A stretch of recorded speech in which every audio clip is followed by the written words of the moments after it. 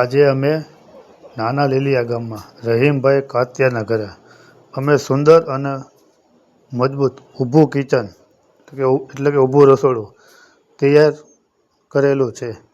આ વિડીયોમાં તમે સંપૂર્ણપણે કામ જોઈ શકો છો.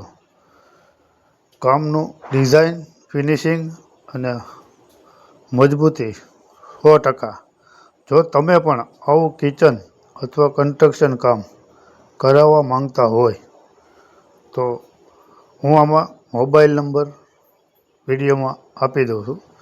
વિશ્વકર્મા કન્સ્ટ્રક્શન, લીલિયા મોટા, કિકાણી પ્લોટ, રમેશભાઈ સાપરિયા.